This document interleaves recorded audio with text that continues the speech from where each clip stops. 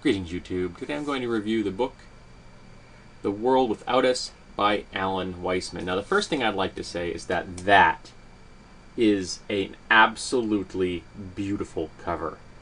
I mean, the cityscape, the skyline reflected in the water that is trees was masterfully done. And, you know, the vaguely sunset look over the city, you know, as it's going down kind of a concept, and the clear blue sky or bluish sky of the trees, just a beautiful design, I have to say that. And I personally might even keep this book just for the cover. It is so nice, but I'm going to be keeping this for the content as well. Now, if anyone who's been paying attention to my channel over the time has noticed, I have a penchant for the topic of the post-apocalyptic. The post-apocalypse is something that I've been interested in since my earliest memories. Since I was probably 12 or 13, I began to become interested in it. Starman, was it Starman 2300 AD, I think it was? Or Starman's Son, one of the first post-apocalyptic novels I ever read. And that got me hooked. And then, of course, you had movies like Damnation Alley that were just pulled me in. And over time, I have expanded that into role-playing games and into, of course, more fiction and more films. And I recently discovered something, and in fact, I did a video about this recently, inspired by this book. I don't think I haven't, as you may or may not have seen that video by now. I don't know when this is going to go up. With the fact that when contemplating fiction and role-playing games, I noticed a disconnect between what the world would look like after an apocalypse and what we have in our heads for what we want the world to look like after an apocalypse.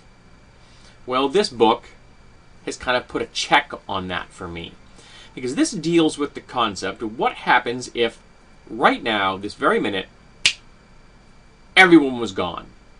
You can fill in the reason. Maybe aliens took us. The rapture happened. An actually genetically engineered disease that worked kicks in, which is unlikely and kills the entire population. And again, it's almost impossible. Even if a disease were to kill 99.9% of humanity, that would still leave something like 700,000 people on the planet. And 700,000 people is going to be quite enough for a genetically stable population, and we would bounce back. But if it happened, if humanity has just disappeared for no apparent reason, what would the world do? And this book doesn't just take place from that moment forward.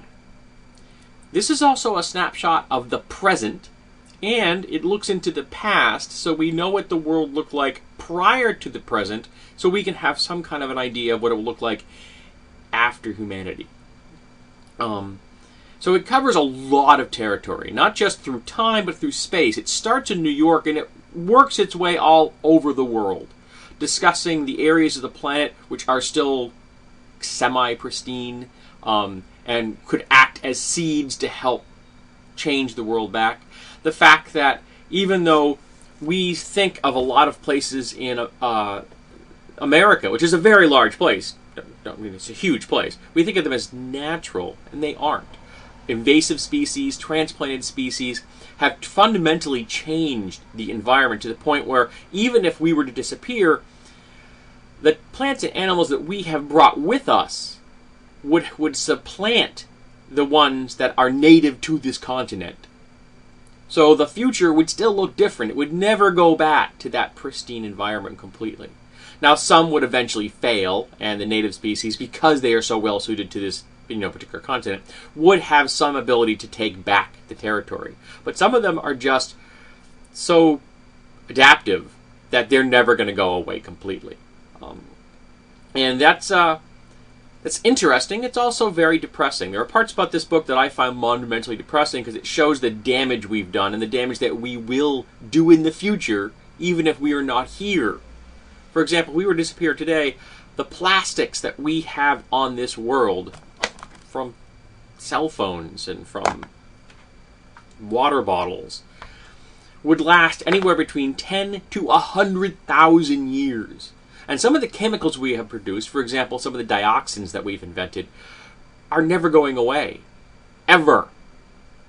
They are simply going to be here until the planet is finally wiped out. And that's depressing. Especially imagining the fact that we are going to continue to produce these things because we're not going anywhere anytime soon. So it's not a cheery book in some ways, but it is a fascinating book.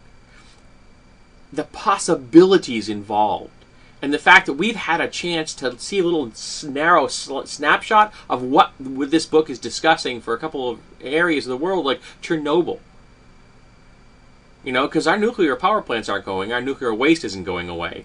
So they would still be producing fallout after we were gone, as is all of our petrochemicals are going to continue to break down, and all the things that, you know, the chemicals that we have put into dump sites and stuff are going to continue to pollute the environment even after we're gone, even further, because we will not be there to maintain them.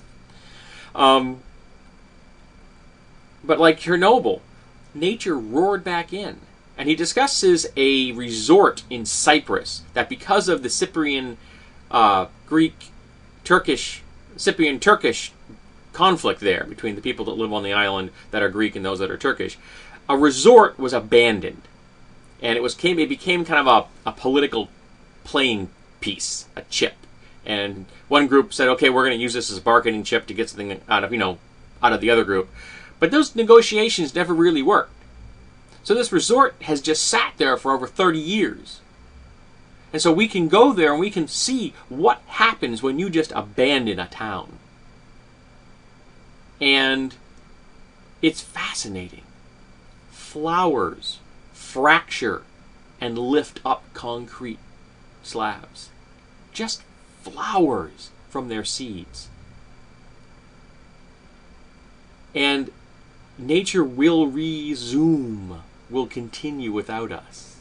Now, if you are a fan of post-apocalyptic fiction, whether it's in written form or in films, or you are a fan of role-playing games, and particularly if you are ever going to write post-apocalyptic fiction for a story or for a script or for a role-playing game, you need this book. Not suggested. You need to read this book. This book has information in it that will help make your fiction better, more consistent, more truthful. It may help you generate story ideas that you would have never considered otherwise. If you were just going to slap the trope of the post-apocalypse over another storyline, rethink that. Realize that the texture and depth of reality can add a dimension to a story that you had never considered. And your product, whatever that is, in whatever genre you choose, will be better for it. I would love to see this type of information added into things. And Fallout 3, for example, something I've been watching recently on YouTube, is a shining example of how this could have made that franchise oh so much better. So, if you're a fan of any of this, read this book. It is very well written. It's a good read. As in the style of the guy's writing, Mr. Weissman's writing. But the information therein is just fascinating. I'm passing this on to my wife, and it's staying in my collection. It is just a very good book and an absolutely beautiful cover. That's just a great design. Whoever designed this, kudos to you.